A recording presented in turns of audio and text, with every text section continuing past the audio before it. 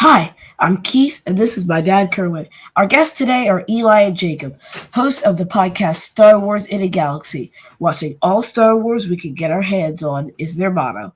They provide insightful, intelligent, and in depth conversations about the lore, characters, and themes presented in the space fantasy. They just released their 100th episode, a milestone worth celebrating. We were fortunate enough to join them previously to discuss Bad Batch Season 1 episode. Now, they join us to give their views and opinion on Season 2. Eli and Jacob, welcome to Father.Son.Galaxy. All right. Hello, gentlemen. Thanks for having us. Thanks for the intro. Hello. Thank you. No, Thank you wonderful. for the lovely Thank introduction. It is great to be here. It is great to see you guys again. Thank you. It's great seeing you as well. Thank you. Congratulations on celebrating your 100th episode. Thank you very much. It still doesn't feel real. We recorded that a few weeks ago, and I put it up, and I remember I was writing on the title, Star Wars in a Galaxy episode 100, and I just typed it out, and then I sat there for a second, and I'm like, that's weird. That's strange to type. Yeah.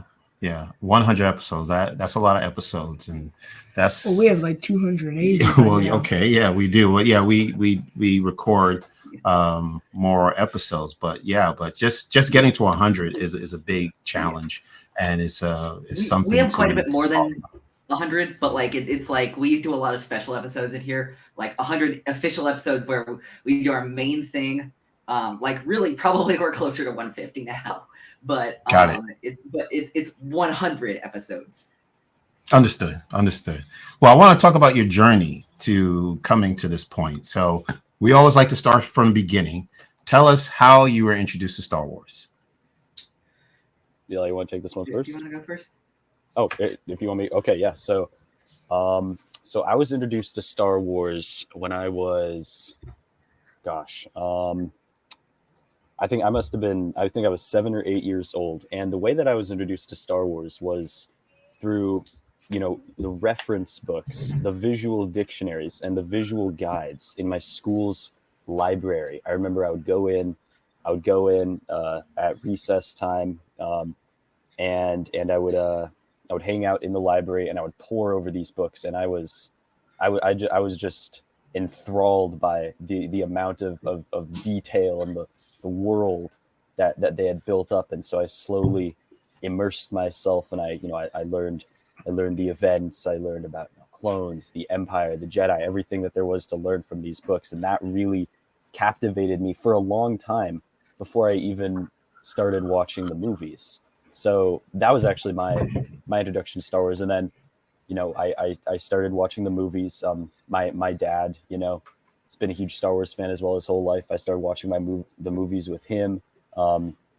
He's very passionate about it. I met Eli a few years into my Star Wars journey. We started hanging out, little Eli and Jacob in elementary school, in the library with the books together. Ever since then, that's a passion that we've shared. We've never stopped sharing and enjoying it together. And yeah, so that's what brought me into Star Wars. Eli. Give me a second. Sorry, I just one of my AirPods just fell to the ground. No problem. Were you going to say something? No. Oh, okay. All right.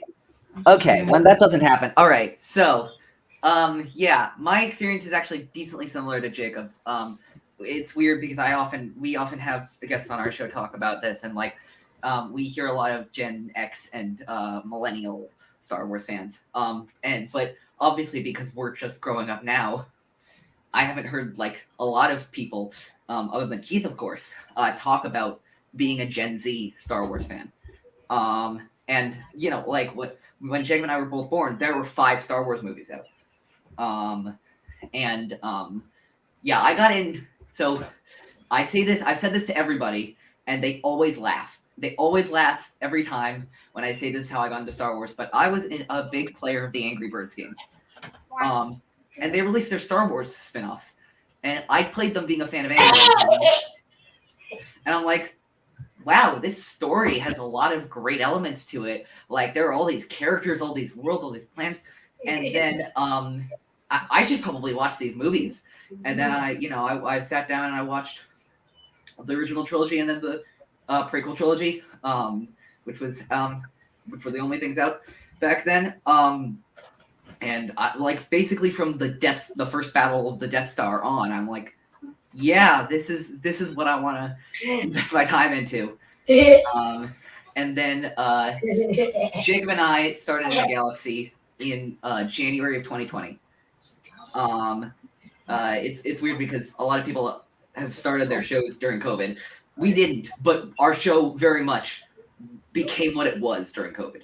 Yeah. COVID hit about 2 months into our show, and then basically, I can't speak for Jacob here, but it got me through the weeks. It got me through those long weeks of quarantine. I'm like, oh, I got in a galaxy recording this weekend. We're talking about this Clone Wars arc. We did like about a year and a half of just the Clone Wars, which was definitely an adventure.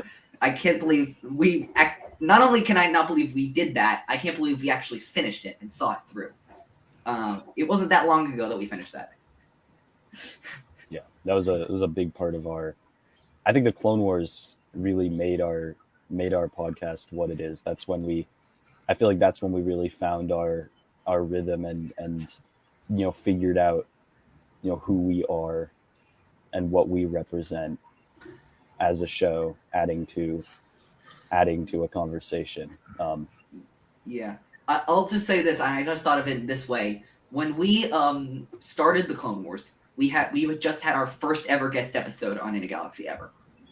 When we were ending one of our final Clone Wars episodes, we had Alex and Molly Damon from Star Wars Explained on. That in one show. And that's like that says everything to me. Got it. Mm-hmm. So, what do you love the most about Star Wars? Oh man, that is a great question. That's a difficult question to answer for me, as I'm sure it is for many, because there's so many things. There's so many reasons that I love Star Wars, and there's so many reasons that I've been so passionate about it, and it's been a big part of my life for almost as long as I can remember. But I think at this point, the number one thing is that it's the community and the people around Star Wars. And I think I really saw that when we started doing our podcast, especially, and then going to Star Wars Celebration last year. Those two things, I think, really made me realize how profound of an impact Star Wars can have in bringing people together, helping people find communities, helping people make their voices heard. And I've felt that, and I think it's amazing how much passion and creativity and love and positivity there can be found in the Star Wars community in all these different ways. And so for me, I think it's the people who enjoy it, and who it's really everything that surrounds Star Wars that makes Star Wars what it is, as much as the actual shows, movies, and books and video games and what have you, as much as the actual content makes it what it is. It's this entire ecosystem and community that's been created that I get to be a part of and that I get to enjoy, that really keeps bringing me back. Before I answer, I'm going to just pretend I said all of that because that was fantastic. No, for me, I think one thing I always come back to is Star Wars is a storytelling device. There are things that make a Star Wars story, but really, Star Wars for me is about infinite possibilities. It's about, as long as you keep within the themes and the heart of Star Wars, you can really do anything you want. There are so many different kinds of stories, just even in the past year, that have been told with The Bad Batch Season 2, The Mandalorian Season 3, or Andor, or Obi-Wan Kenobi, or Jedi Survivor that's coming out in a month, or what have you. There have been so many different and unique and yet so individually Star Wars stories that have come out, and I love going from all of those to, going from one to another. And they're so different, but they still hold that common thread. They're in this universe.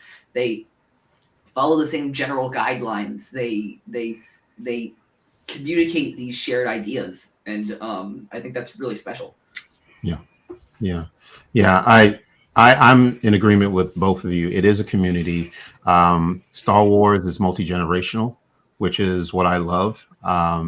And I never set out to actually pass it down to my children. It wasn't something, it wasn't something that was mandatory to me. It would have been nice if my sons enjoyed watching Star Wars, but it wasn't something that I set out to do. It wasn't a requirement.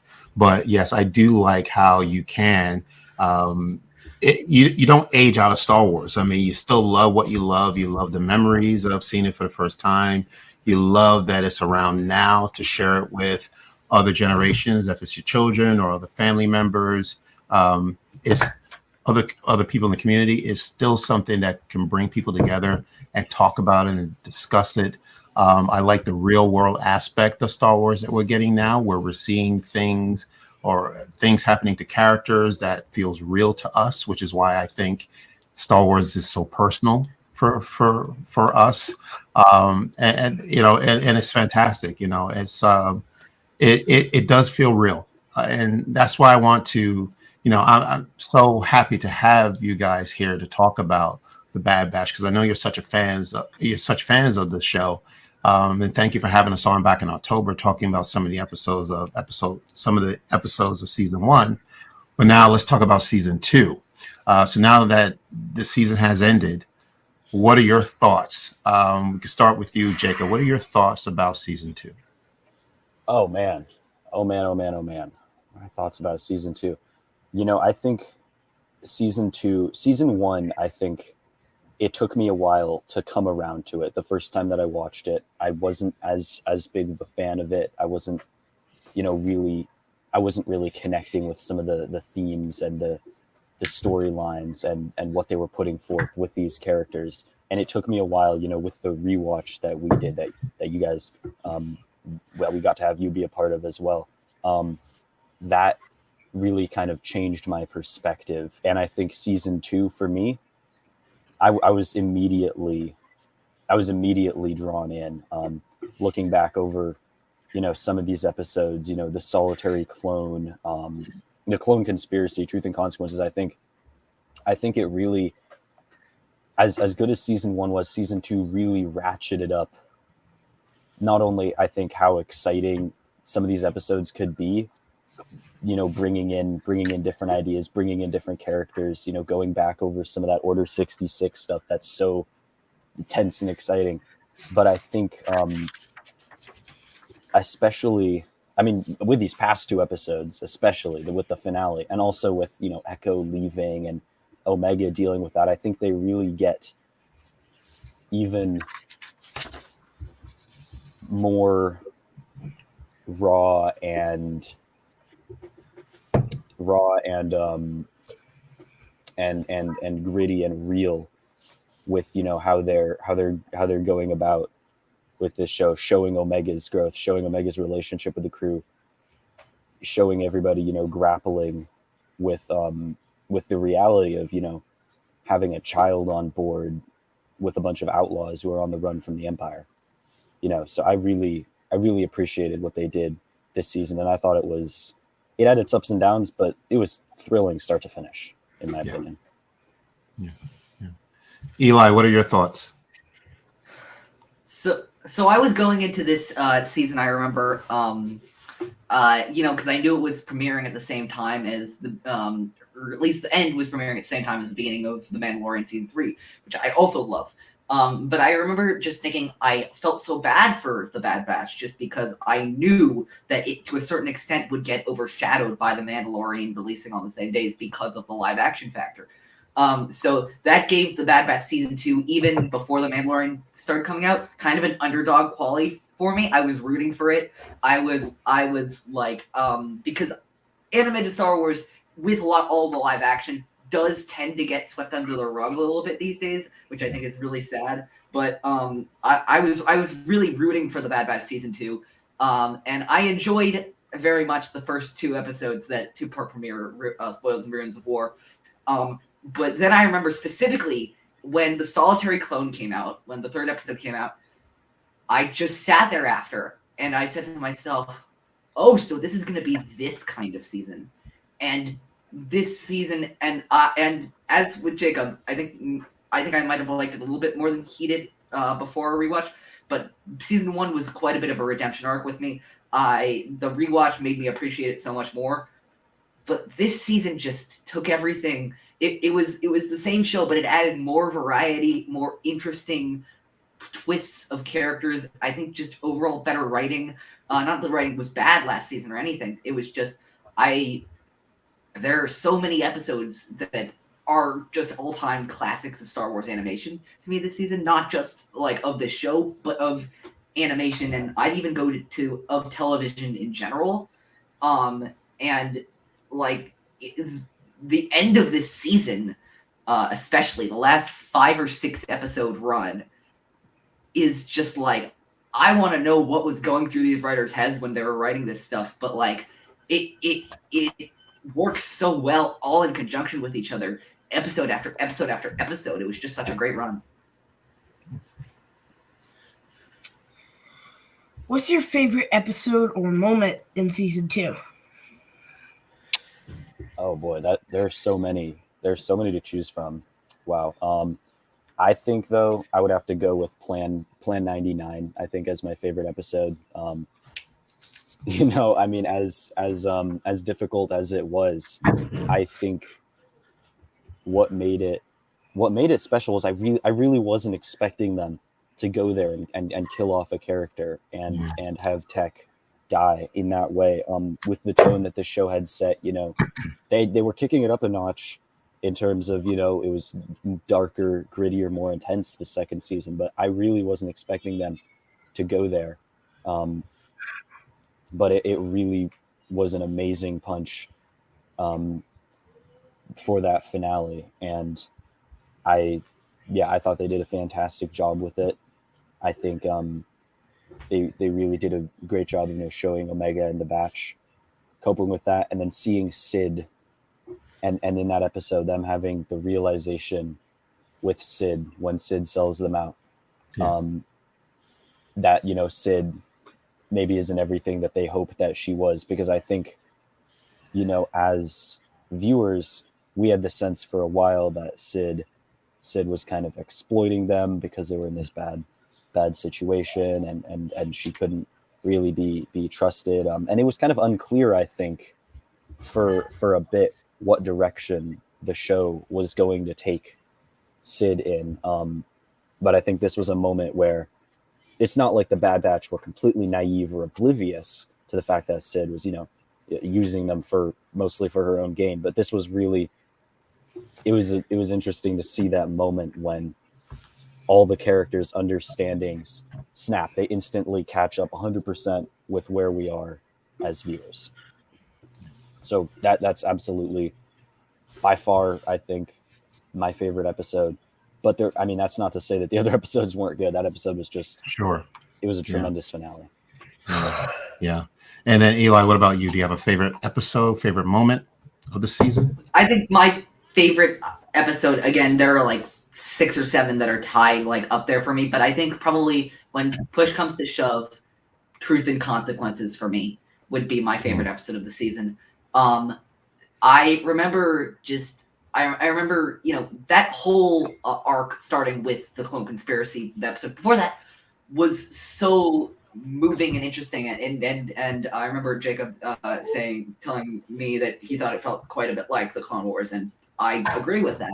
With this like unraveling conspiracy, as Jacob likes to say on our show, peeling back the layers of this of what's happening in this intrigue, and Clone X was just so frightening in the Clone Conspiracy. But then I remember going to Truth and Consequences, and it seemed like Chuchi and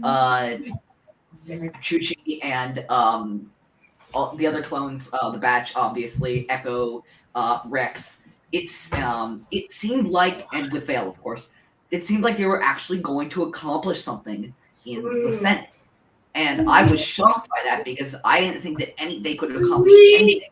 And then Palpatine comes up from on his podium in the middle and not only completely dismantles any hope they have of unmasking what the Empire's truly doing, but makes it look easy. He makes it look effortless. And that I like the portrayal of Palpatine and the way they got Ian McDermott to say those lines, which by the way, they got Ian McDermott to return for the Bad Batch. That's really great. Yes, absolutely. The way they got him to say those lines and the way they wrote those lines was just so like it seemed exactly perfect for what Palpatine would do in that situation. Again, I'll give it up to the Bad Batch. They were playing about 3D chess, but Palpatine, as always, is playing 10D chess. So he was just several steps ahead of them at every single turn. You know what I like about this season is how they planned out the episodes, the release of the episodes, because they're very smart in releasing the first 2 episodes together. And then you had 7 and 8, which was Truth and Consequences, the Clone Conspiracy and the Truth and Consequences being released together. That had to be a 2-part episode. And then the final 2 episodes being released together. So I think the way it was laid out, they really planned ahead and they understood, okay, well, you can't tell this story without telling that one at the same time. There has to be cohesiveness. So I really enjoy that point. As far as my favorite episode, it would be, it is hard to choose, but it would have to be Tipping Point. That turn that Crosshair, I'm sorry, that's the Outpost. That's the turn where Crosshair makes that turn and realize that the Empire is not for the clones, and he makes that decision to take out his lieutenant. And then we know what happens after that. He gets captured. But I find that the my favorite episodes included Crosshair. It must be coincidental, but I'm starting to enjoy more Crosshair. He's not my favorite clone. Or the Bad Batch. That's still Hunter, but I think he's a second.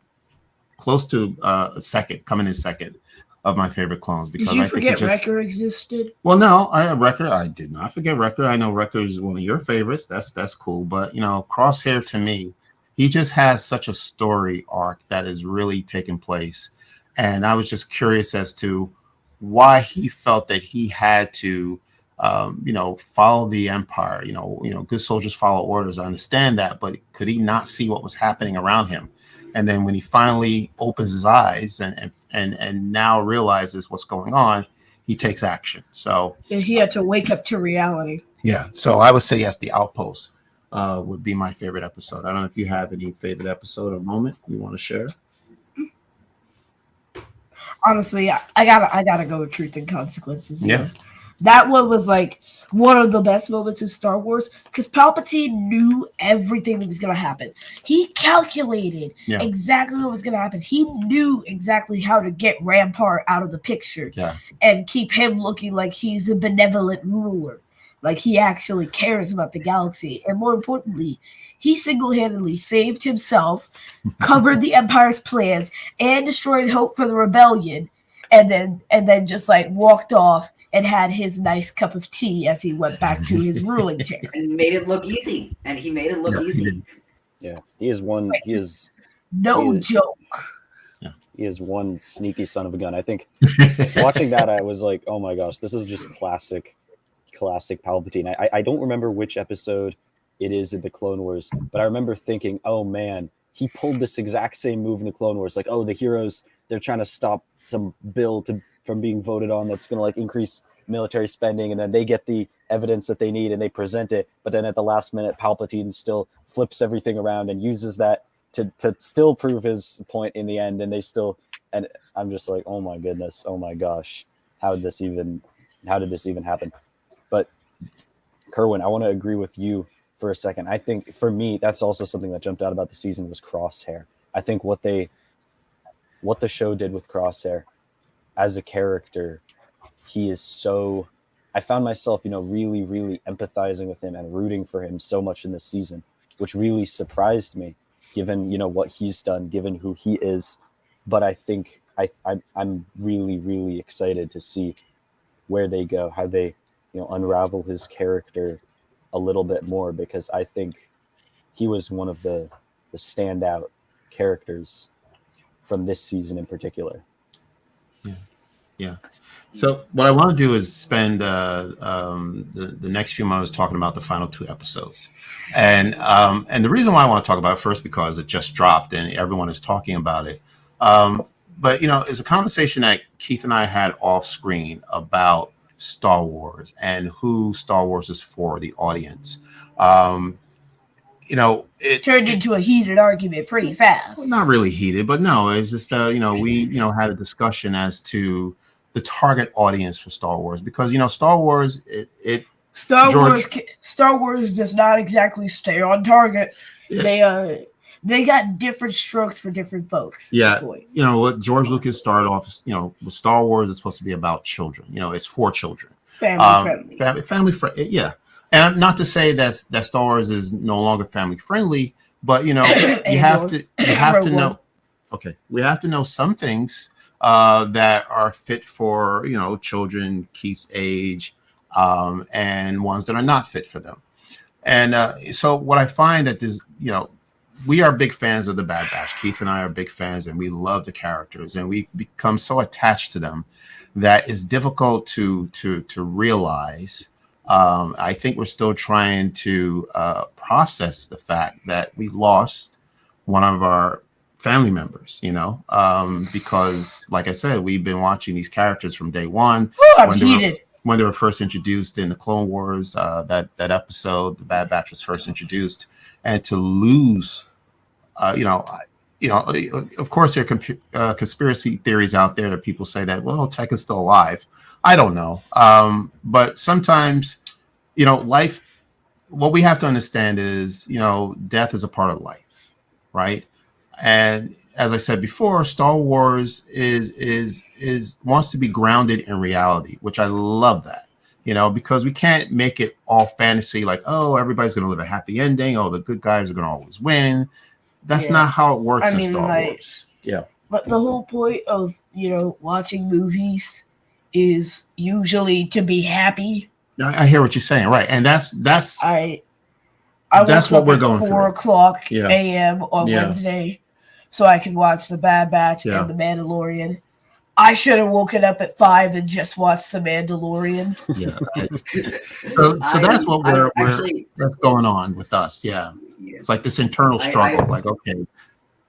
Yeah. Go ahead, Eli. What are your thoughts about episodes 15 and 16? I was going to say that I specifically for the finale, not knowing that it was going to be that dark, I decided to, because usually my mind goes to live action first. It's not even I don't even think about it. But I'm okay, I'm going to have the strength of will for the finale because I feel like it deserves the respect to watch Bad Batch first. And then I did that. I just sat back and I'm that was real. Whoa, that was really depressing. And then I'm okay, the Mandalorian's got to be better. At least more lighthearted and happier note. Yeah. It was. It was. Thank goodness. I would have just given up after that if it was bad. No, absolutely. I think that there's something interesting. I was talking with I forget who I was talking with this about the other day, and I'm not sure where they said this, but I feel like Jennifer Corbett and a lot of the people who made this show were talking about this show in a weird thing because Star Wars is, to your point, usually made for the kids of that era. The sequel trilogy was made for the kids of when it was coming out. So was the prequel trilogy, so was the original trilogy, so was the Clone Wars, so was Rebels, blah, blah, blah.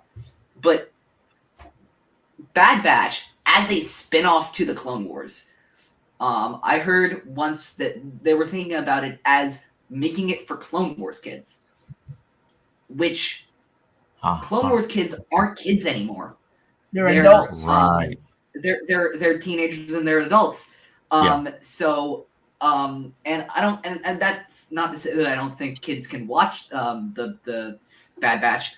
I think they can. I think they can absolutely enjoy it. But I think that the target audience, we have that darker feel. The Bad Batch, I think season 1 is probably darker in tone than the first 3 or 4 seasons of the Clone Wars. And I'm not saying that makes it better or worse. I'm just saying, like, I think that changes the dynamic quite a bit. Yeah. Very good point. Very good point. Anything you want to add, Jacob, about Oh my episodes gosh. 15 and 16? Oh my gosh. Well, wow. I think what you said a few minutes ago, Kerwin, really resonated with me. But I think I could talk all day about escapism versus reality in Star Wars, and Yeah. attachment to characters and characters dying. And I don't really have a set strong opinion going one way or the other. But it is definitely something that I've thought about a lot. And I think something that Eli and I say a lot. We are also of the different strokes for different folks' mind of Star Wars, as you said, Keith. Where if we don't like something as much, we say, okay, that's fine. That wasn't for me. There's something else. Eli said, you know what, Andor wasn't for me. I said, you know what, Boba Fett wasn't my favorite, wasn't for me, but that's okay because there's other things too. I think that they can coexist. And I think that the trick of Star Wars, one of the challenges, especially given, as we were talking about earlier, it's multi-generational, Yeah. is how do you create a story where it's accessible and it's appropriate for the younger fans. Yeah. And it's also interesting and not overly saccharine for the older fans. And I think there's a whole, we have the whole spectrum. We have Resistance and we have Andor. And, it's easy to dismiss Resistance, but if you really look at it, it talks about some pretty heavy stuff. It has a lot of interesting things to say, political indoctrination, propaganda, authoritarianism. Say, it's an interesting I'm show. not sure Resistance is the best allegory because it is very like Resistance and Andor. I feel like have way more in common than people give credit for. I think you're right. But I think it's always difficult. There's no way around it, when you get really attached to a character. I remember when Ahsoka died or fake died in the season 2 finale of Rebels. I think, I must have been 12 or 13 at the time. I was just distraught. I was like, what the heck? What is this? And when Kanan died too, even I was still like, I was gonna say Kanan. Wow. Yeah. But I think that's a big one. I think it's interesting that I don't know. I think there needs to be a balance because I think that there is this perception among many people that killing off characters, having something be super dark, super gritty, super intense, super hard to swallow, all those things is kind of conflated with good storytelling, where that's seen as, oh, if it has these things, it must be a good story. It must be a lot. It must give you a lot to think about. And the more that I've thought about this, the more I've come to, and we just watched Droids, which is incredibly lighthearted. It still has a lot of things to say, but it's incredibly lighthearted. You've got, our favorite scene of R2-D2 and C-3PO taking a bath together with their floaty bath toys, and C-3PO complaining that R2-D2 is, hogging all the bath toys, and it's really a. So I think my point is, I think there needs to be a balance, and there needs to be. I don't know. I think there is a value to, having shows and having moments that feel safer. Right. I think that's something that I've really come to appreciate. But on the other hand, having moments that feel, a little more challenging, that are a little more difficult to process, they make both of those things better. Yeah. So I just think that there needs to be both, because at the end of the day, like we said, Star Wars needs to have something for everyone. Yeah, yeah. I think, if you want to say something. No. Okay. What Star Wars does very well is, like you said, that was a good point that you have, Jacob, about the balance. They have shows that are geared for children. They have shows that are geared for adults. They have shows that are in the middle for both. So this is no fault of their own. But it makes for a difficult conversation to have, if you're watching something, like the Clone Wars. And, it's not something that's out of the ordinary for the Bad Batch to have a character that we love pass on. But that really is out of the ordinary for the Bad Batch.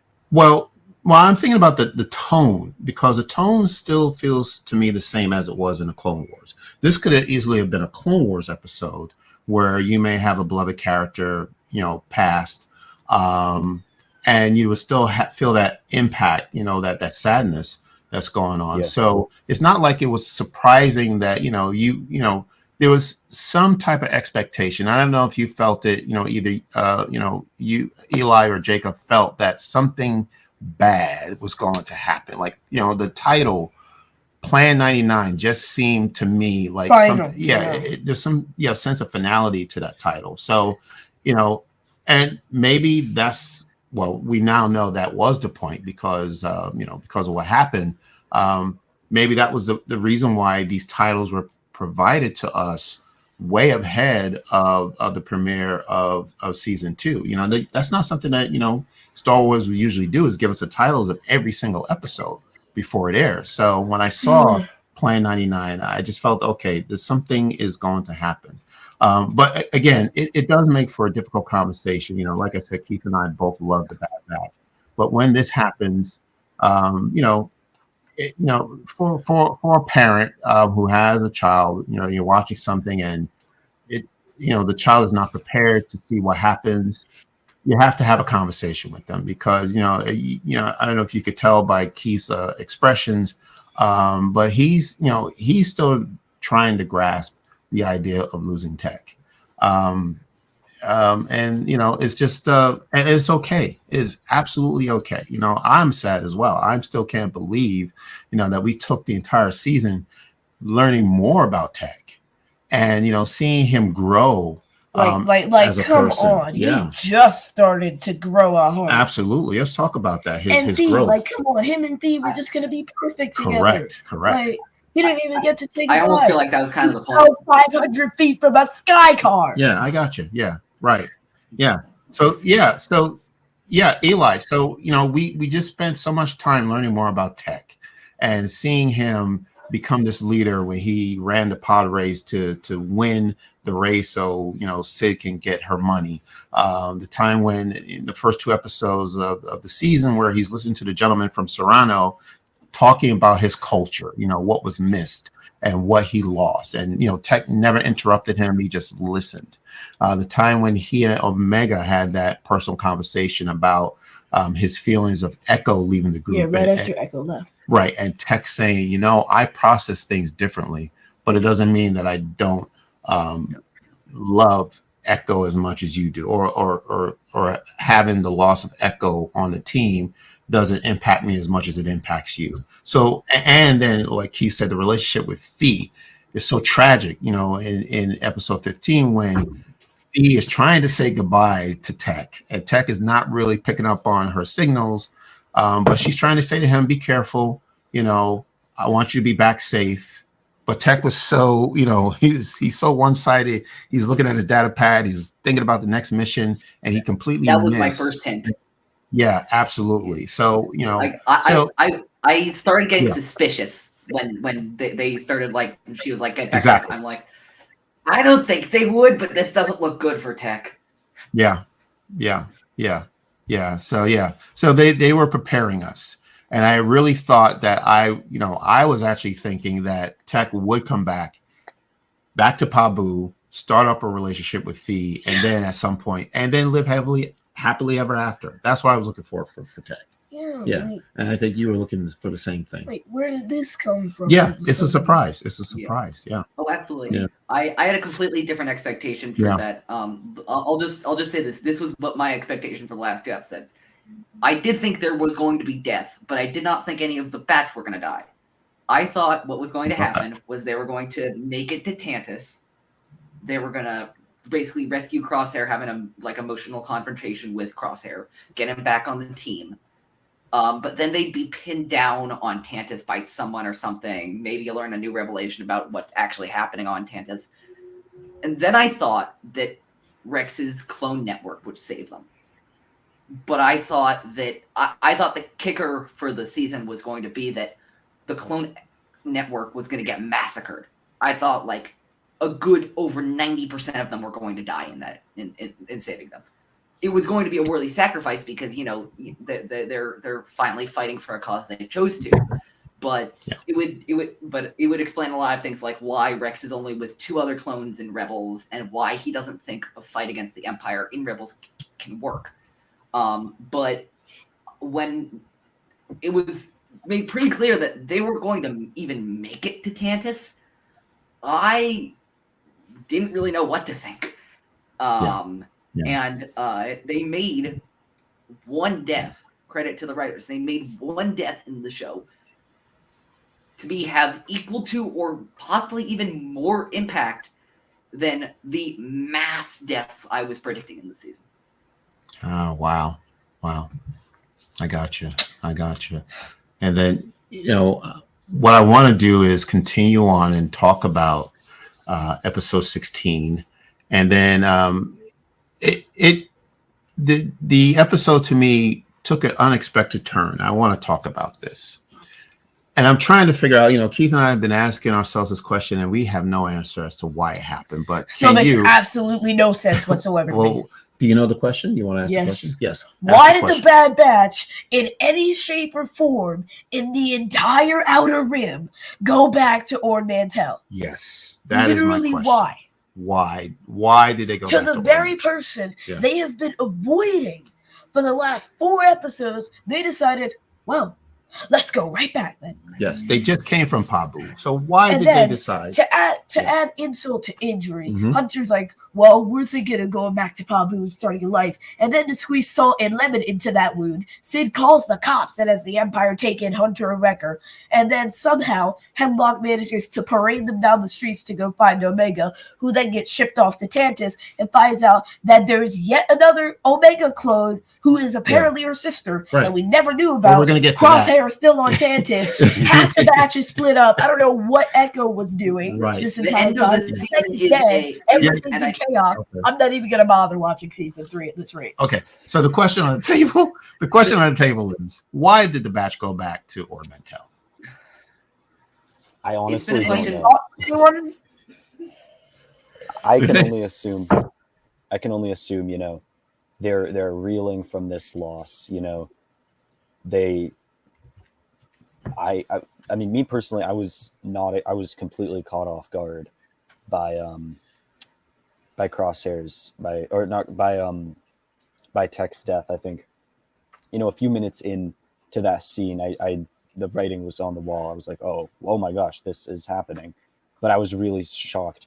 But I think, I think they were just, they're at their lowest in this moment.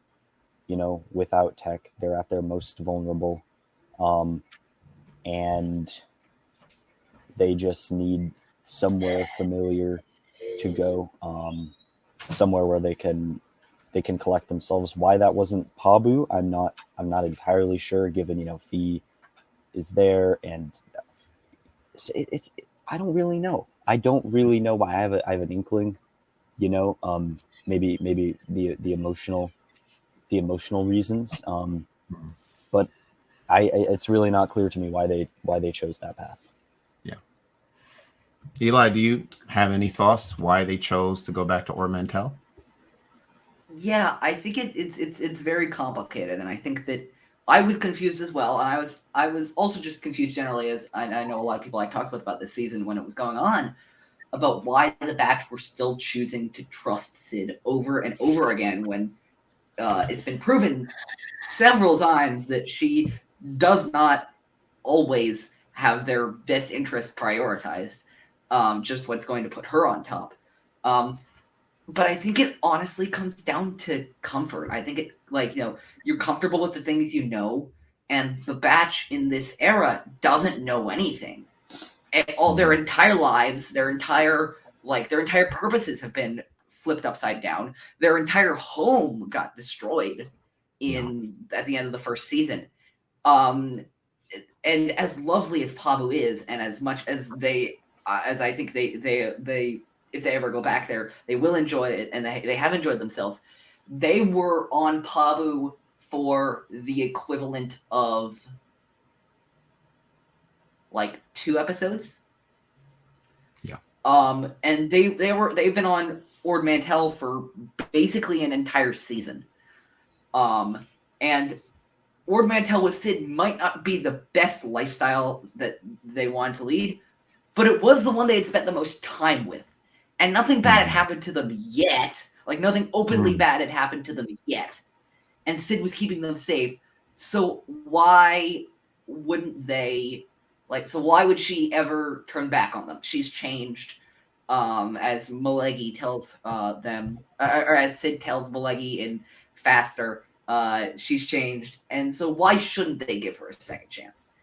And they obviously find out the consequences of that decision very quickly. But I think it was just like, it wasn't really, I think they were just panicking. And I think it was a difficult choice to make. Yeah. But you remember, they were avoiding Sid. True. For days. Yes, for a few days. Because they didn't want to go back to her, right? Because Sid would constantly send them on missions that put them in danger. There's also she sent them out to that mines area and they got caved in, she was about to let them rot there. And yet, for some reason, they decided to go back to that exact planet. When they could have gone back to Pabu, which I'm quite sure has great medical care. I mean, I'm sure a lot of people got injured during that quake. They have to have some good medical care there. They could have just gone back wondering, and I don't know galactic geography very well, and I don't know if we even know this, but I'm also wondering if Ord Mantell was closer to Iriadu than Pabu was. Good point. We don't know. Yeah, that's a good point. That's a very good point. And then what you're also you're saying, Eli and Jacob, what you were both saying about comfortability.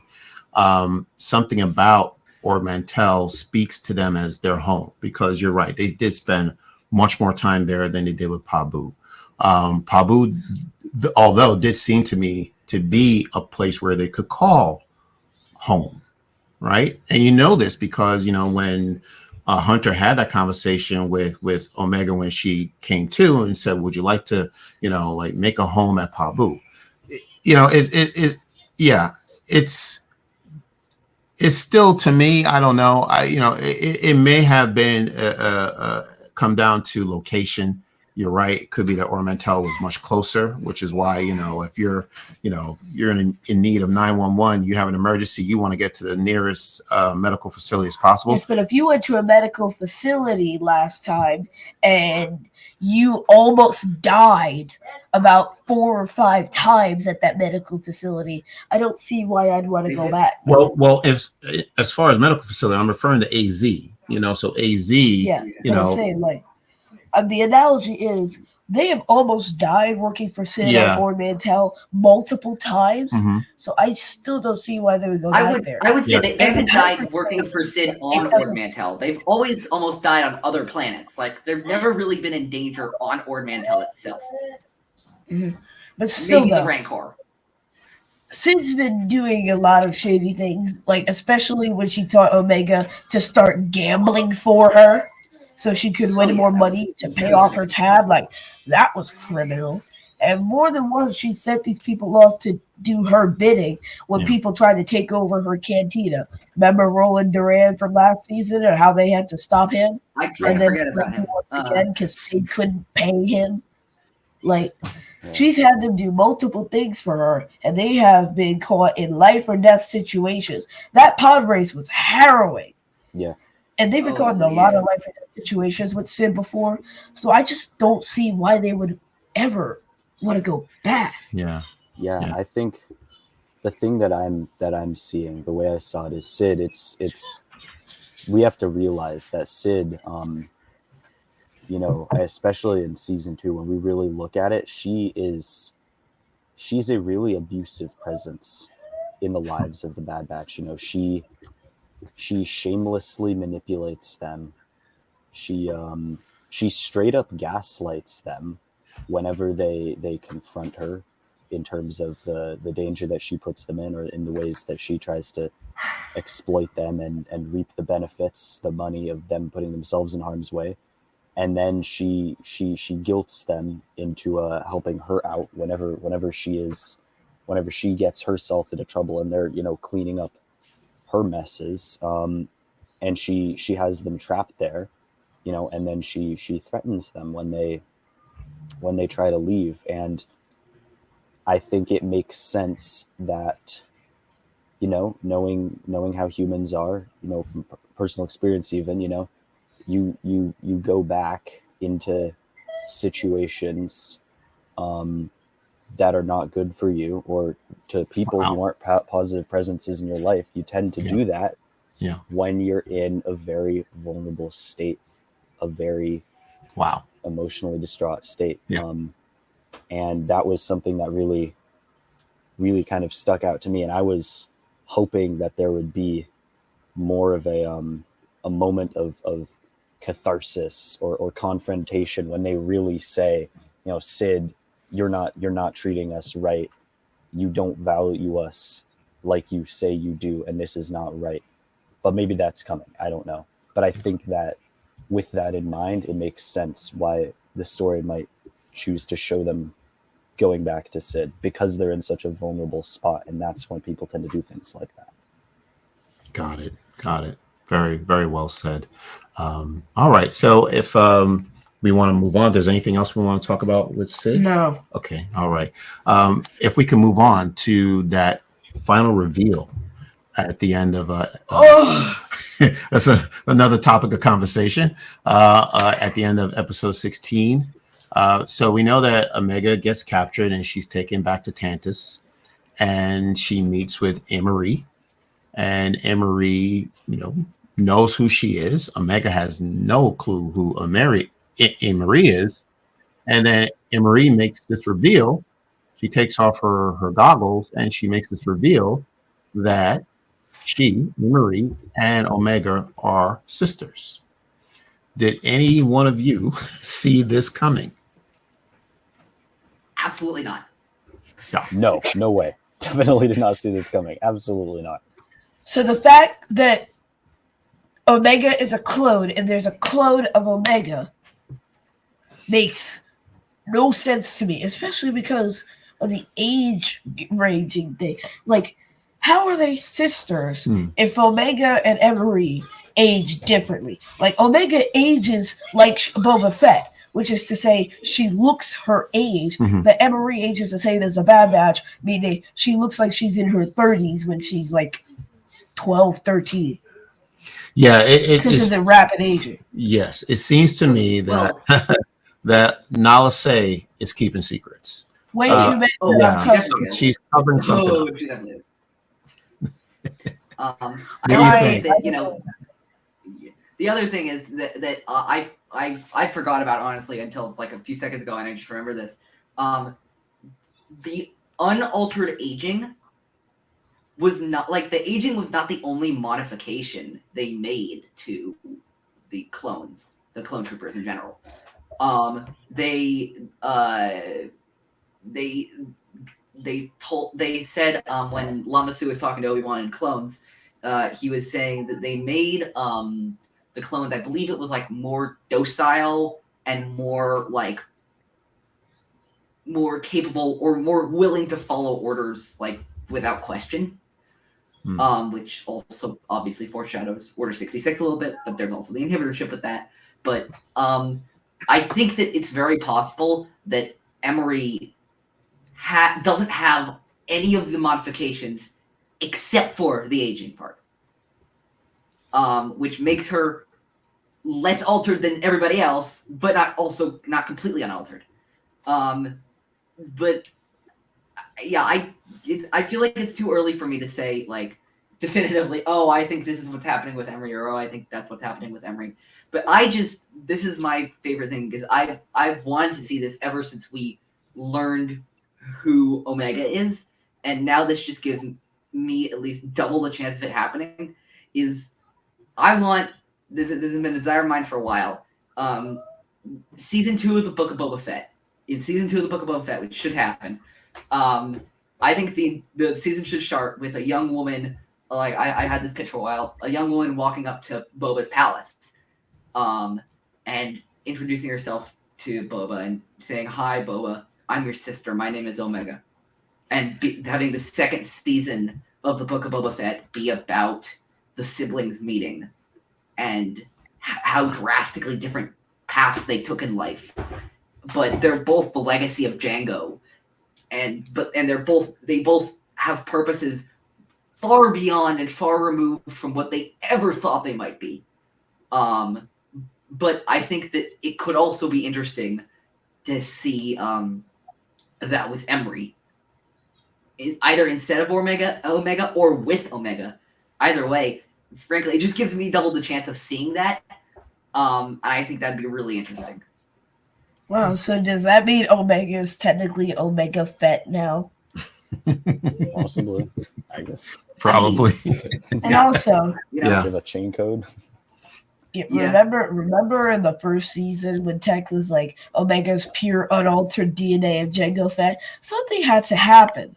Because Jango Fett is this one man who had his DNA used to make a bunch of clones. So something doesn't match up here. True. Like the DNA had to have been altered Agreed. for Omega to, be a girl. Because they used DNA from the opposite gender. So like how did this happen? That's a good question. That's my question. Yeah, I don't know the answer. Yeah. I mean, I'm fine if we never figure it out. It'll just be like one of those age-old mysteries of Star Wars.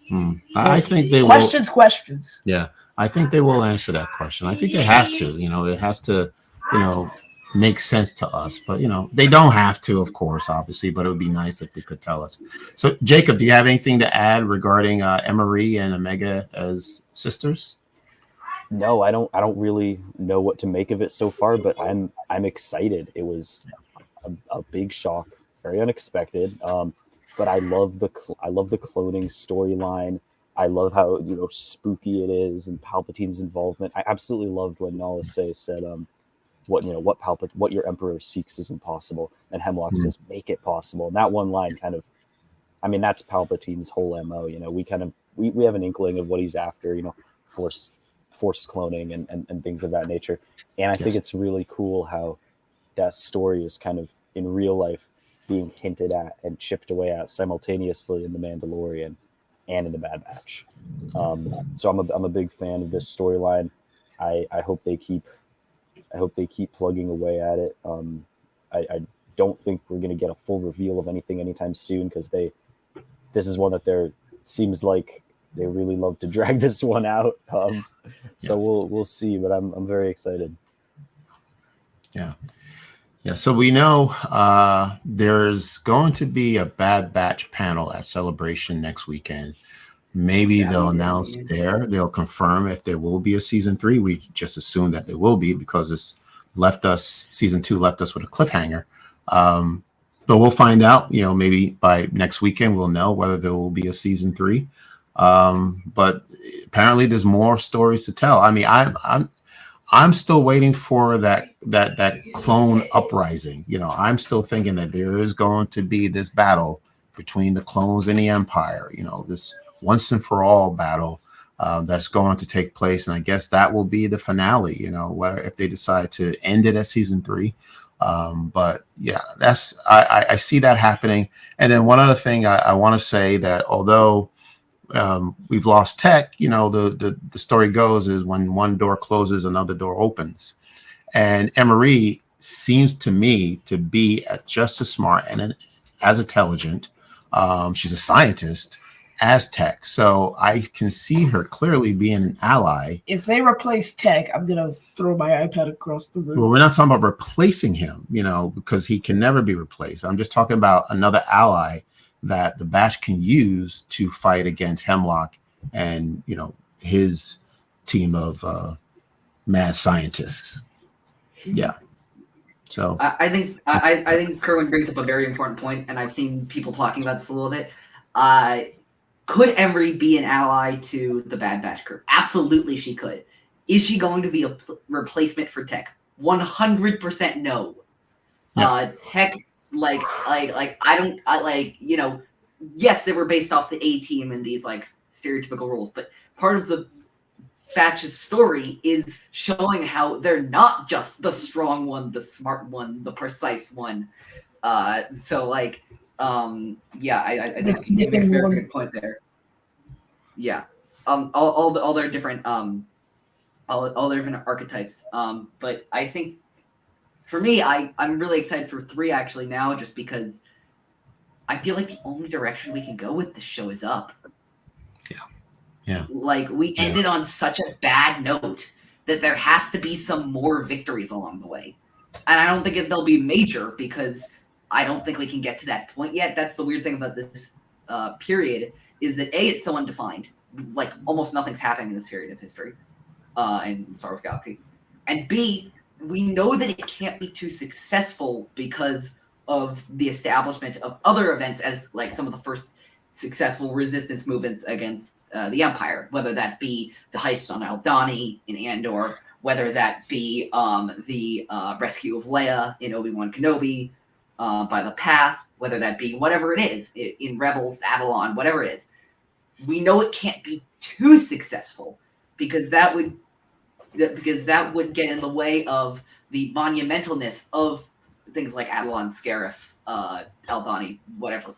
But yeah, I think it'll be interesting to see what direction they'll go from here. Yeah, absolutely. I agree. Yeah, I agree. Yeah. All right. So as we wrap up, talking about season 2, any final thoughts? Anything else that we want to talk about regarding this season?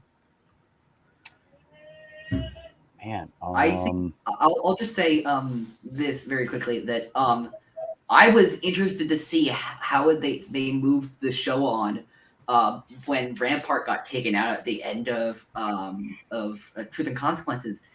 Yeah. And boy, is Royce Hemlock creepy. Like, yes, he is. Like, I think he's honestly established himself to be a better villain than Rampart is in like a small fraction of the time. For me, at least for me. But like that scene in Tipping Point where Crosshair's incapacitated by the poison, and Hemlock's like, "Yeah, I built up an immunity for that." I was like, this guy is serious. This guy is serious. This guy knows what he's doing. Yeah. He's very crafty. Rampart to me was just very cold. He had no concern or no care about the clones anyway, but Hemlock does, because this is. But he cares about them as far as in a being different his way. lab rats. Exactly. So he knows about them, and he knows about their DNA, everything that the ins and outs of the clones. I mean, this is a part of his operation. Whatever contribution he's bringing to the Empire. We didn't talk too much about the summit meeting with the heads of the Imperials, but he was I'll there. I'll sum it up for you. Hemlock is late. Talk. Blow up. Tarkin assures them they're fine. Everything goes on in the end. Yeah, but my point is that he was a part of that conversation, and you had to be somebody important to be there, because we saw the other 2 persons that were there. We also saw Orson Krennic was also there. When you're story. Somebody Tarkin doesn't argue with, when you're like, I had other matters to attend to. If Tarkin's not going to argue with you on that, you are a fearsome figure. Yeah. That's a very good point. Yeah. Be like, we don't tolerate lateness here. This man doesn't care about his stormtroopers. He sure doesn't care about some creepy dude who keeps wringing his hands out like he's about to solve a Rubik's Cube or something. Wait, it is actually very notable that sorry, go ahead. I was gonna say, I gotta say, Go- Hemlock's making a Creepy. good case for himself right now because he's getting on. I don't know exactly what he's doing with his cloning experiment, but he's getting on with them. Krennic is gonna take like a good 15 years to even get Yeah. anywhere close to finishing the Death Star. Then it explodes like a year later. Hemlock, meanwhile, he's out here, cloning Zillow beasts and making those clone X. Like, he's getting stuff done. This guy means business. He's like, I will win. Yes. By Yes. the way, I've built Yeah. up that immunity to poison. Yeah, and he doesn't I raise will his voice. poison Like, you. he speaks at that Like, same level. Hemlock has a very monotonous voice in which he speaks all Yeah. the time. He's always very calm. He never shouts, which makes him more Yeah. creepy. Yeah. He looks like he owns a Yeah. white van. He captured the assets he needs within like a few episodes. Meanwhile, Krennic's going to be over here in a few years. He can't even get the main scientist he needs for his project without receiving a few blaster shots to his shoulder. Like, True. That's true. one of these guys is really doing better than the other.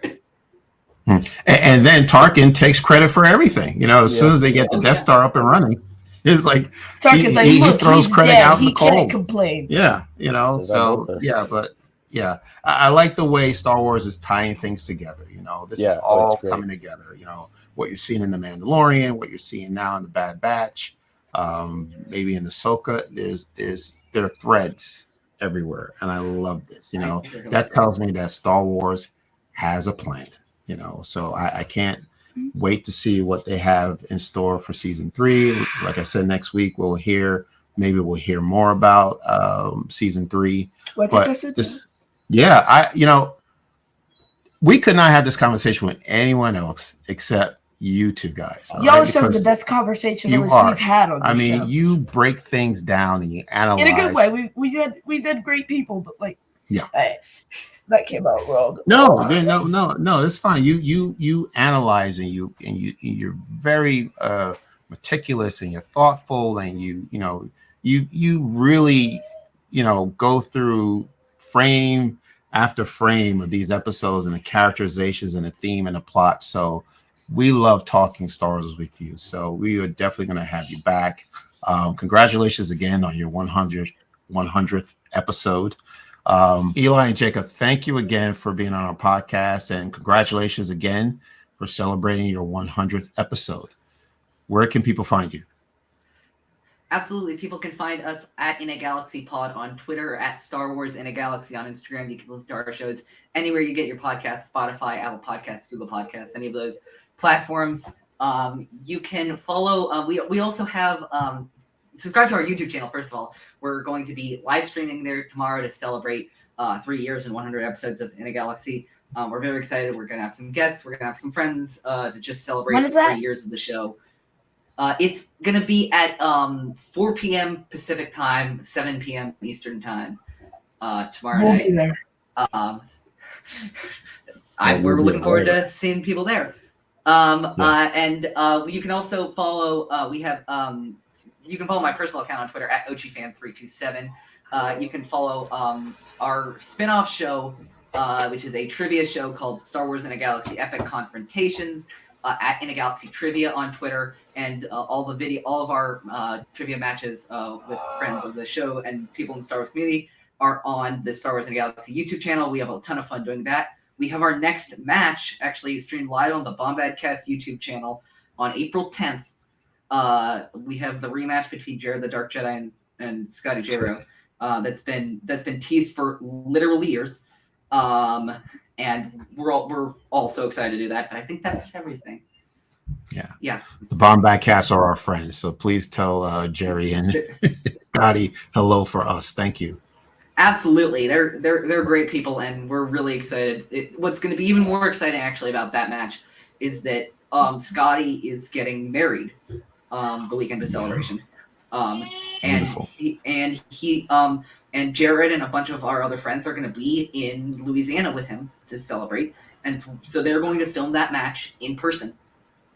Wow. Which is going to be I can't magical wait for to that. watch from here. It's gonna. I can't believe I get to say that out loud because it's absolutely crazy. Awesome. Jacob, Where can people find you? Same as what Eli said. I don't have any personal Twitter or anything where I talk Star Wars, nothing like that. So everything is run through Eli right now. Shout out to Eli for doing the heavy lifting of running our social medias. But thank you guys so much again for having us on. This was a blast. I always enjoy talking Star Wars with you guys. So thank you so much. Thank you so much. Thank you. This was wonderful. This was truly a pleasure. So thank you, everyone. If you're watching or listening to us, that is this episode. That is Eli and Jacob of Star Wars in a Galaxy. So until next time, take care, And we will see you again.